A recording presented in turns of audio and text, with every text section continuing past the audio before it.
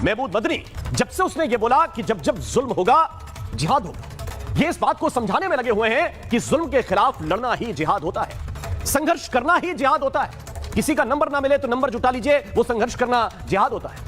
और कोई तो कह रहा था कि जैसे हर जोर जुल्म की टक्कर में संघर्ष हमारा नारा है, ऐसे ही जिहाद होता है। इस संघर्ष को जिहाद समझिए, जिहाद को संघर्ष समझिए, ये बड़ा सरल है। लेकिन जिहाद को सरकार ने और मीडिया वालों ने गाली की तरह बना दिया है। ये मदनी भी बोल रहे हैं और उनके बैकफायर देने वाले लोग, कवर फायर देने वाले लोग, ये भी यही बोल रहे हैं कि मीडिया ने, सरकार ने जिहाद को गाली बना दिया है। अब देखिए, सरकार का जवाब तो सरकार देगी, लेकिन कोई अगर पत्रकारों के ऊपर यह तोहमत मढ़ता है और मीडिया पर यह तोहमत मढ़ता है, तो मैं कुछ बातें बोलना चाहता हूं कि सच्चाई क्या है, यह आपके सामने रखना चाहता हूं। मैं समझना भी चाहता हूं और समझाना भी चाहता हूं कि अगर संघर्ष ही जिहाद है तो फिर जुल्म का इंतजार क्यों करना।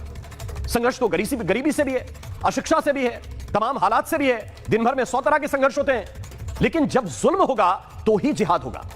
मतलब यह केवल संघर्ष तो नहीं कहा जा सकता, इससे थोड़ा सा ज्यादा है क्या? फिर इसका मतलब क्या है?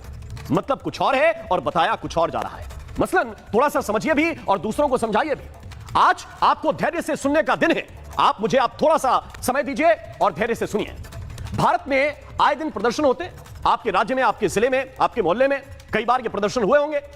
अपने अधिकारों को लेकर कभी कर्मचारी, कभी अभिभावक, कभी छात्र, कभी बेरोजगार युवा सड़क पर आते हैं, आते रहेंगे। क्या ये सब जिहाद करने आते हैं या आए हैं? नहीं ना। अब मान लीजिए कि उसी प्रदर्शन में पुलिस ने लाठी भांज दी, पुलिस ने लाठी चला दी, 20-30 बच्चे बेकसूर जो हैं, जिनका कोई कसूर नहीं है, वो घायल हो गए। मतलब क्या? उन बेचारों पर जुल्म हो गया ना। परिभाषा तो यही कहती है कि जो बेकसूर है उस पर लाठी चली, जो गलत हुआ, तो क्या बदले में जिहाद करेंगे? और ऐसा सैकड़ों नहीं हजारों बार हुआ है। मैंने अपनी आंखों से रिपोर्टिंग करते वक्त देखा है, न जाने कितने बेकसूरों को पिटते हुए देखा है। इस देश के अंदर हर दिन सैकड़ों एफआईआर दर्ज होती है। मतलब किसी ना किसी पर तो जुल्म हुआ होगा ना, उसकी रिपोर्ट जाके पुलिस में वो कराया है जो पीड़ित शख्स है।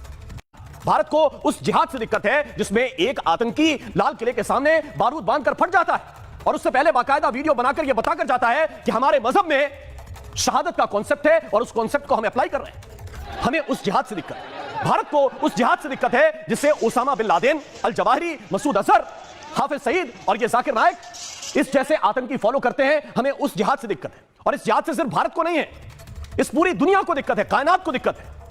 मैं एक बात और कहना चाहता हूं जिम्मेदारी के साथ कि अगर जिहाद वाकई इतना सरल है जो हमको कल से लगातार सिखाया जा रहा है, तो याद कीजिए, दिल्ली में धमाका हुआ, हिंदू भी मारे गए, बेचारे मुस्लिम भी मारे गए, बेगुनाह मुस्लिम थे, उन पर जुल्म हुआ।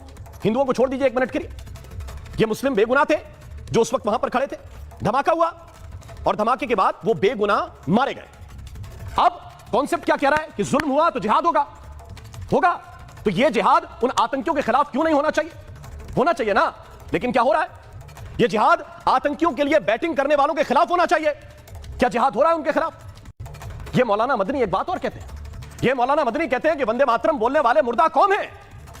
ये उन मुसलमानों को जिंदा मानते हैं जो भारत माता की जय नहीं बोलते, वंदे मातरम नहीं बोलते। अगर बोल दिया तो जिंदा मुर्दा हो जाएगा। कमाल है भाई।